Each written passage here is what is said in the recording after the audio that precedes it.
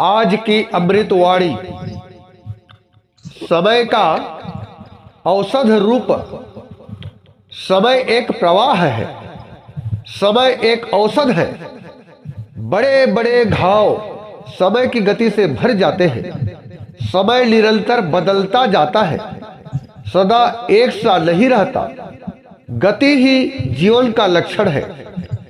हम न किसी विषम स्थिति से चिंतित हो, न तनिक सा लाभ होने से फूल कर प्रमाद में लीन हो जाए। अच्छी या बुरी जैसी भी हमारी स्थिति हो, हम उसी को संभालें। विषम से विषम स्थिति में भी एक दिन आनंद से आनंदमय स्थिति में बदलेगी। हम भविष्य को ही सामने रखकर जीवन को धारण करते हैं। आगे आने वाला प्रत्येक दिन हमारे लिए एक दूसरे से बढ़ चढ़ कर हो।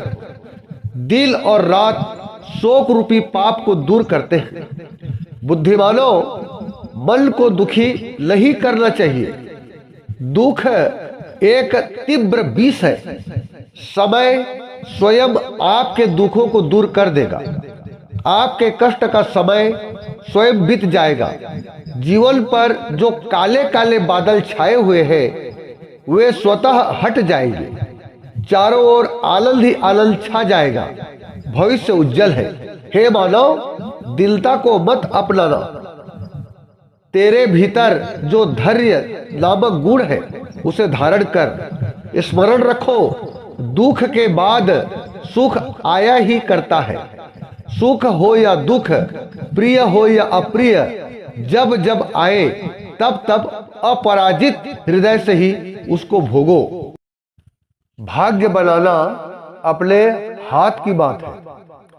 भाग्यवादी ऐसे पंगु की तरह है जो अपने पांवों पर नहीं, दूसरों के कंधों पर चलता है।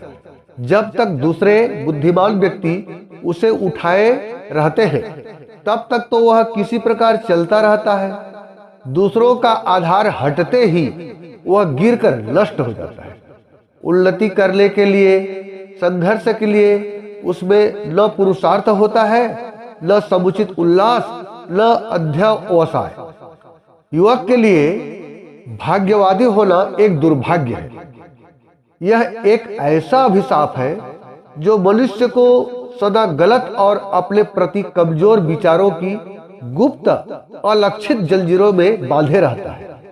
भाग्यवादी मनुष्य से किसी महत्वपूर्ण कार्य की आशा नहीं की जा सकती। जिस व्यक्ति को शकुन अपशकुन के मिथ्या विचार, हस्तरेखाओं द्वारा भाग्य पढ़े जाने की पोच भावना या दिखावटी ज्योतिषियों को कुंडली इत्यादि दिखाकर अनिष्ट ग्रहों को दूर करने का मानसिक रोग लग गया है, उसकी उन्नति होना कठिन है। उसने अपना आत्मविश्वास खो दिया है। भाग्यवादिता विचारों की गुलामी है। सबसे बुरा परावलंबन है।